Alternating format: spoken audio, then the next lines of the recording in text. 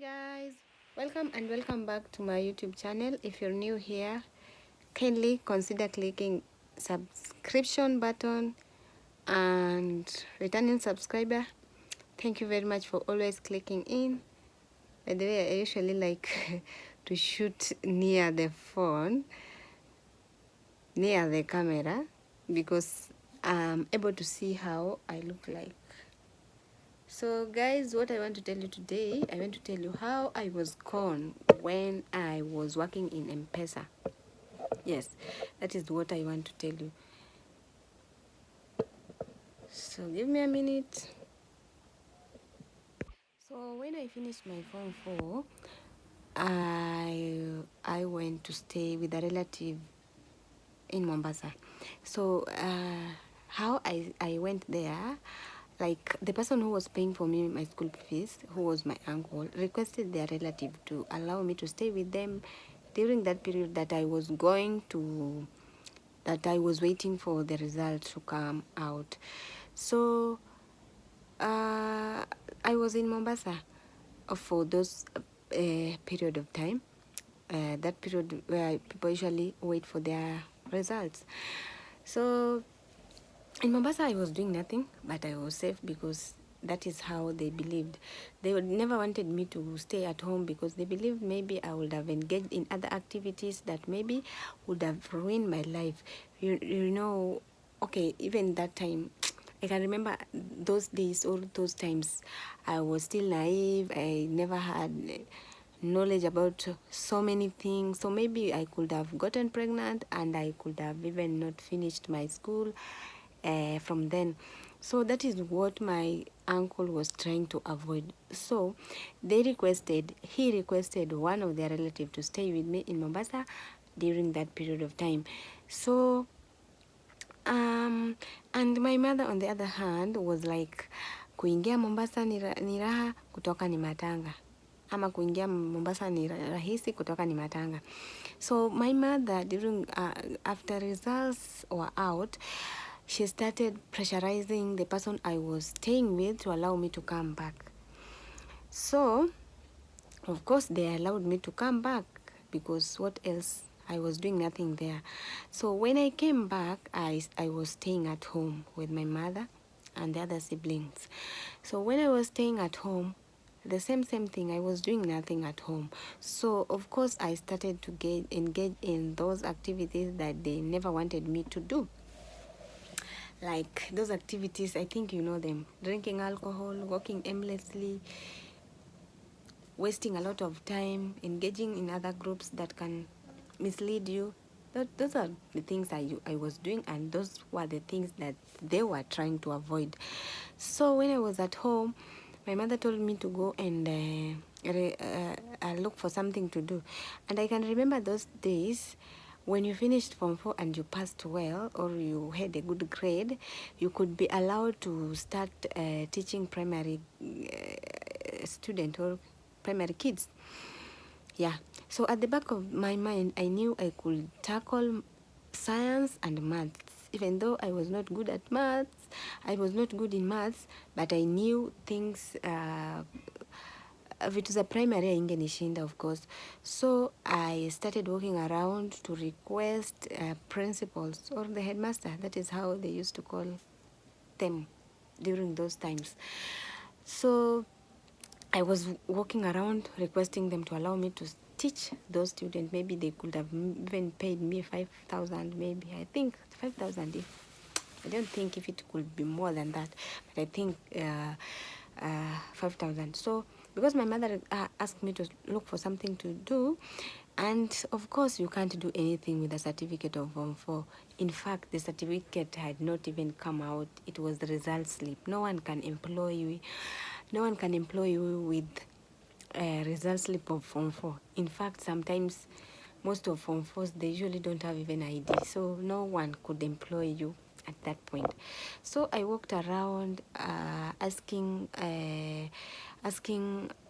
those headmasters or the principal to give me a chance to teach those students or the kids of primary school. Some of them told me to go and write the application letter. Some of them told me Some of them told me that they will call me, but until today, no one has ever called me. So after doing that, after walking around looking for somewhere I can go and teach, I did not get any place. I did not get any opportunity to teach in any school. So I continued, stayed at home. And I can remember very well, I had a friend. By that time, I used to have a friend, yes. I used to have a friend. And this friend of mine used to work in MPESA. So I called her and asked her if they could want someone to come and work in their M-Pesa shop. But good luck, or fortunately, at that time that I was calling, they wanted somebody. So she told me that I give her some minutes or some days to go and talk to the supervisor, so that I could be given a chance to work there. So after a few hours, the lady called me back. That friend of mine called me back and told me that she has already talked to their supervisor, and the supervisor had said that the next day I should report, or I should go and talk to him. So I did that. I went to that M-Pesa the next day and we talked with the supervisor. The supervisor told me that I should start training. The next day. Yeah. Of course, this friend of mine is the one who even hosted me when I was still being trained. In fact, we stayed with her for the longest period of time. And so the next day, I started being trained. Of course, the supervisor told me that they usually train people for 2 weeks, and then if he is satisfied that you can work in an M-Pesa, because they are dealing with a lot of things, phones, registering line, anything that is related to M-Pesa and Safaricom, they were dealing with them during that time. So it was not only transaction about, it was not only about the deposit and withdrawing money that I thought I could do. There were a lot of things that were taking place in that shop. So they had to train you for a period of 2 weeks. If they are satisfied that you can now work, they will send you for an interview to their manager, and then after that you will start working, and they will pay you for those 2 weeks that you are being trained there. So that is what happened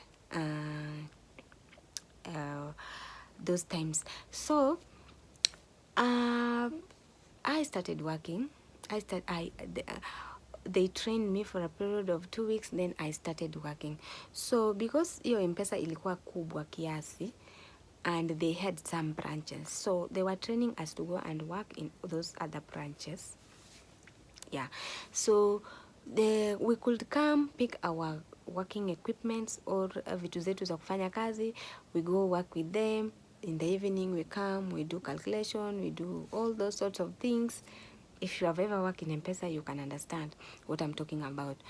And then the next day, that is, as in, we could come in the morning, you pick your equipments, you go work, and then in the evening, you return those things. So there was a certain day, this one day, siku moja tu. Of course, tulikuwa tumepewa, I'm not always a good storyteller, so tulikuwa tumepewa a lot of training. Safaricom ilikuwa ina offer trainings mingi za ukifanya kazi kwa M-Pesa, venye unaweza koniwa. So tulikuwa tumeenda kwa hizo trainings mingi, so we had some knowledge. Of course, tangu nianze kufanya kazi kwa hiyo M-Pesa or kwa hiyo dealer shop, sikuwa nimekoniwa. So kuna hii siku yenye nilikoniwa 16,000. And so kuna huyu mbaba alikuja kwa shop, and this mbaba was just fine looking guy. You can't suspect anything, you can't. Mbaba akaniambia, mambo poa, uko na 40,000? Sina 40,000. Uko na 20,000? Sina 20,000. na uko na pesa ngapi? Niko na 16,000. Hiyo ndio anaweza kukudepositia. Of course alikuwa anataka kudeposit pesa. So nakumbuka tulikuwa tumefunzwa, ukifanya kazi kwa MPESA, mtu akikwambia ni depositia 1,000, akupe 1,000 ndio you enter the number. Mimi na hizi ujinga zote, ama sijui huyo mtu alinimekea dawa ama niliongelesha na dawa, sikufikiria anything. Mimi nikachukua kwanza aliniambia sijui watu wake wanafanya kazi in a certain home there. Ilikuwa nyumba nzuri, ilikuwa nyumba mzuri kabisa. Alafu then tulikuwa na Equity Bank around. So huyu mbaba ananiambia my people are working there, wanafanya construction in that compound. Sasa niwekee hii pesa niende nilipe haraka haraka, alafu niende pale Equity nikutolee pesa nikuje nikupatie. Sikufikiria anything. Under normal circumstances, mtu akikwambia unataka kudeposit 100, anakupea 100 ndio unamdepositia. Mimi that time sikukuwa nafikiria anything. Mimi nikachukua 16,000 yenye nilikuwa nayo kwa float nikamdepositia. Huyu mbaba akaenda akaniambia wacha niende tu hapa, naenda kufanya nini? Naenda kutolea pesa pale, naenda kulipa wale watu wangu, alafu nakutolea pesa kwa Equity Bank. 10 minutes ndio nafunguka macho, 16,000 imesha depositiwa. Huyu mtu akuji, nafikiria like what have I done? What the hell have I done? What the fucking shit have I done? So saa hizo nimeanza kimbia hapa na pale, naenda kwa hiyo nyumba, nauliza mama wa hiyo nyumba kama walikuwa na watu wa construction around, ananiambia au hata hajui what I'm talking about. Mtu ashaenda kabisa. That is how I was conned 16,000 kwa MPESA. When I was working in MPESA shop, I deposited 16,000 mwenye huyo mtu hakunipatia hiyo 16,000, na sijui mbona nilimdepositia hiyo 16,000, na huyo mtu mwenye alinikon, Mungu anakuona. Anyway, the funny part of this story I will tell you in the next video.